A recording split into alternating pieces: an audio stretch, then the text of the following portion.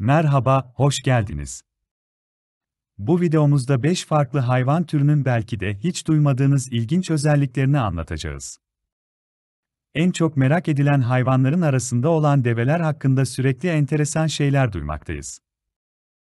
Develerin en önemli özelliklerinden bir tanesi olan, hatta özelliklerin en başında gelen özelliği, hörgüçlerinde yağ depolayabiliyorlar. Hörgüç kısmı develerin sırt kısmında bulunur ve içerisinde bulunan yağlar sayesinde kuraklık dönemlerde, daha doğrusu kıtlık dönemlerinde buradan beslenirler. Bu özellik sadece develerde bulunmaktadır. Devenin özellikleri arasından en ilginç olanı kirpikleridir. Ciddi derecede koruyucu 3 adet kirpiğe sahiplerdir. Bu kirpiklere sahip olmasından dolayı çöllü alanlarda gelen sert rüzgarların ve fırtınalara karşı korunabiliyor. Develerin 3 adet göz kapakları da bulunmaktadır. Tabi bu çöllerde gözlerin önemi olduğu kadar kulaklarında bir o kadar önemi vardır.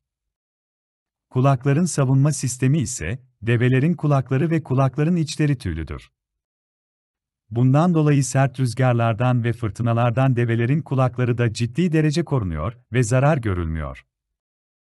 Develer gerçekten çok fazla ilginç özelliklere sahiptir. Siz diyeceksiniz, gözü kulağı kapattık. Peki, burun ne olacak diye siz bunu sormadan ben size açıklayayım. Develerin burunları gerektiğinde kapanabilme özelliğine de sahiptir. Bu şekilde kendilerini tam bir savunma sisteminin içerisine alırlar. Dahası da var, develerin koku alma duyuları da çok gelişmiş bir şekildedir. Çok uzak, hatta kilometreler mesafesinde olan kokularını alabilme özelliğine de sahiptir. Develer atmosferdeki en sıcak ve en soğuk havalardan kürkleri sayesinde korunuyorlar. Kürleri fazlasıyla kalındır ve bundan dolayı soğuk ve sıcak havaya karşı kolayca karşı durabiliyorlar. İneklerin sütünden kat kat daha faydalıdır develerin sütü. Develerin sütünün daha faydalı olduğu bilim tarafından araştırılıp kesinleştirilmiştir.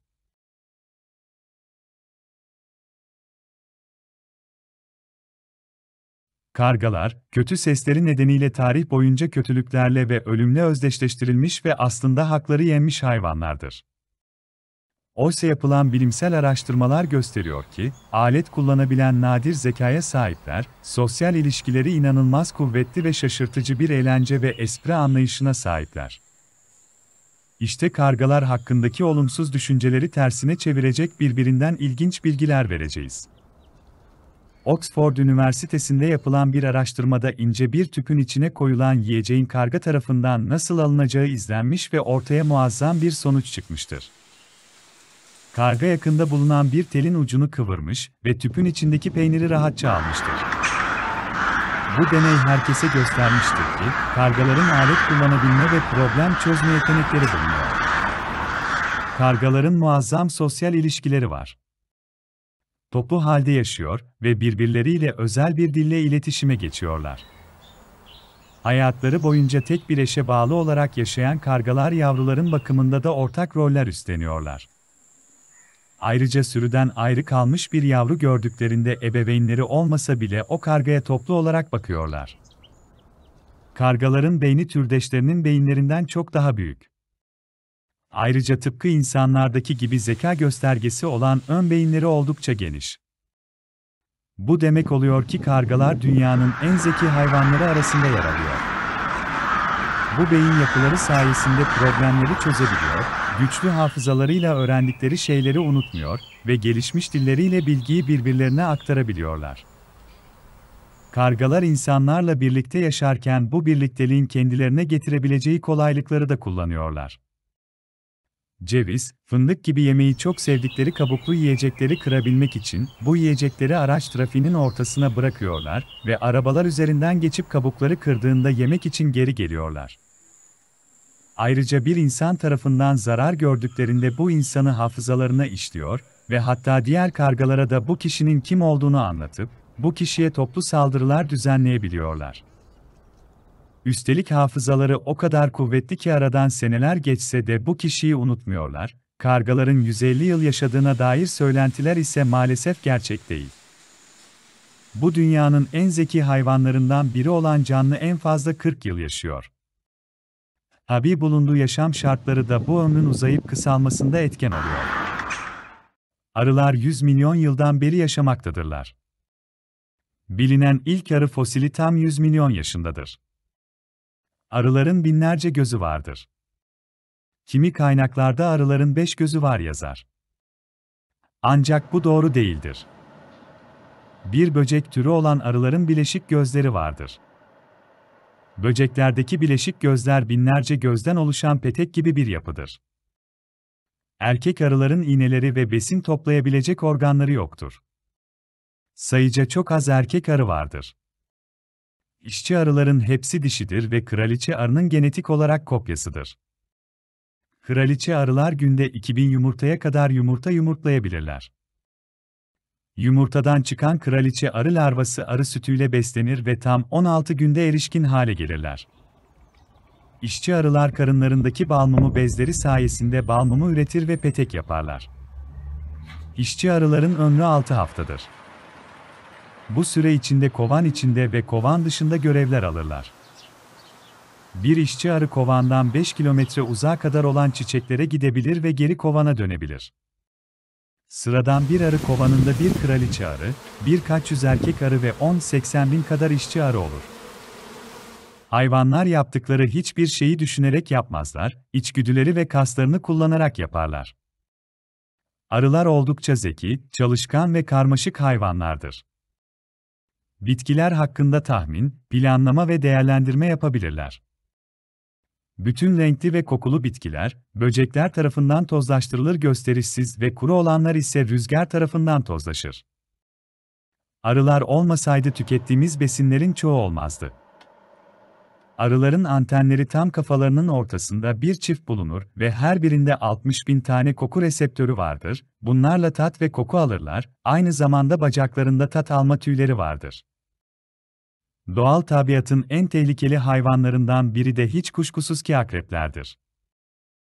Eklem bacaklılar grubunda bulunan ve en zehirli hayvanlardan olan akrepler öldürücü zehirleri sayesinde insanlarda felce, kısmi yaralanmalara ve oldukça acı verici sağlık sorunlarına neden olabilmektedirler. Yapılan araştırmalar sonucunda yılanlarda bulunan zehirlerden daha öldürücü zehirlere sahip olduğu tespit edilen akrepler, yine bir araştırmaya göre yılanlardan sonra insanların en fazla korktuğu eklem bacaklılardandır. Akrepler hakkında özet bilgiler sunduktan sonra şimdi de videomuzun da ana konusu olan, akreplerin başlıca özelliklerinin neler olduğu hakkında sizlere bilgiler verelim. Birçoğu öldürücü zehir etkisine sahiptir. Toplamda 4 çift ayağı bulunmakta ve ön bölümde ise kıskaçları bulunmaktadır. Avlarını ön kıskaçları sayesinde yakalamaktadırlar. Kendi içerisinde çok sayıda türe sahiptirler. Siyah, sarı, kahverengi, karpur ve doğu sarı akrebi gibi daha birçok türleri bulunmaktadır. Yılanlardan daha soğukkanlıdırlar. Oldukça sessiz hareket etmektedirler. Yumurta ile çoğalmaktadırlar ve dünyanın her bölgesinde yaşamlarını sürdürmektedirler. Daha çok sulak bölgelerde yaşarlar ve güneş ışınlarından oldukça hoşlanırlar. Aynı zamanda çöllerde de yaşamlarını sürdürmektedirler. Geceleri orijinal renkleri değişerek yeşilimsi bir renge dönüşmektedir. Toplamda 1753 türü bulunmaktadır. Birçoğunun ömrü 8 yıl civarındadır. Türünün en fazla olduğu eklem bacaklılardır. Gebelik süreci 7 ila 12 ay arasıdır. 1750 türü arasında yalnızca 50'si zehirlidir. Görüldüğü üzere akreplerin özellikleri oldukça fazladır. Ayrıca oldukça sinsi hareket eden akrepler genellikle sessiz bir şekilde hareket ederler. Bu nitelikleri sayesinde avlarını kolaylıkla ele geçirebilmektedirler. Bizlere destek olmak için videomuzu beğenebilir, abone olabilirsiniz. Antiloplar çöllerde, çimenli ovalarda ve Afrika savanlarında yaşarlar. Ormanda bulunabilirler. Çimlerden, çalılıklardan ve ağaçların alt dallarından kopan yapraklar, meyveler ile beslenirler. Meyveyi almak için arka ayaklarınız üzerinde durabilirler. Yiyecek arayışında hayvanlar sürekli olarak yer değiştirir. Antiloplar geviş getirenlerdendir. Bir kez yiyeceği çiğnedikten sonra, yeniden ağızlarını getirip ve tekrar çiğnerler. Bu hayvanlar, develer kadar su olmadan yaşayabiliyorlar. Beslendikleri bitkiler yeterli neme sahiptirler. Küçük antilop çiftleri veya ondan fazla olmayan çok küçük sürüler halinde yaşarlar. Antilopların aslan, leopar, çita, sırtlan, kartal, akbaba, zehirli yılan, timsah gibi birçok düşmanları vardır. Habitatlarında bulunan tüm yırtıcılardan rahat bir şekilde kaçabilmektedir. Antilopun çok keskin bir işitme ve güzel görme yeteneği vardır. Gözleri özel bir şekilde düzenlenir, böylece antiloplar etraflarındaki her şeyi görebilirler. Antiloplar mükemmel zıplama yeteneğine sahiptir. 3 metre yüksekliğe ve 10 metre uzunluğa kadar dev atlayışlar yapabilirler. Sıcak savanlarda ve bozkırlarda görkemli bir hayvan ritmik bir şekilde adım atar. Antilop sadece çarpıcı görünümü ve zarafeti ile değil, aynı zamanda yıldırım hızıyla da bilinir. Tehlikenin ilk işaretinde hemen ortadan kaybolur. Bu hayvanlardan bahsetmek gerekirse, uzun boynuzlu büyük bir Afrika antilobunun sıcak güneşin ışınları altında nasıl korunduğunu kesinlikle bilinmemektedir. Pek çok kişi, boynuzlu güzelliklerin sadece Afrika savanında bulunduğuna alışmaya başladı. Çünkü antilopların ezici çoğunluğu bu kıtada yaşar. Bununla birlikte Orta Asya, Avrupa, Kafkasya, Alpler, Hindistan, Kuzey ve Güney Amerika'nın bozkır alanlarında bazı antilop türleri bulunur. Genellikle her türlü otun iyi yetiştiği sıcak kuru iklime sahip yerlerde antilop yaşar. Tüm antiloplar çok güçlü ve dayanıklı hayvanlardır. Ancak, habitatına bağlı olarak bedenin yapısı ve dokusu da farklıdır. Yani, sıcak Afrika antilobunun uzun mesafeler kat edebilecek kadar güçlü bir ince uzun bacakları vardır. Sırtında küçük bir kambur ile büyük gövdesi vardır. Bu hayvanların uzun ve esnek bir boynu vardır, bu da onların etrafına hızla bakmalarını ve ağaçlardan yaprak almalarını sağlar. Oldukça küçük boyutlarından dolayı, birçok yırtıcı hayvanın avına dönüşürler. Hayatta kalmak için mümkün olan azami hızını geliştirmeye ihtiyaç duyarlar. Ama güçlü bacaklar antilopların çabuk hızlanmasına ve manevra atlamasına izin verir.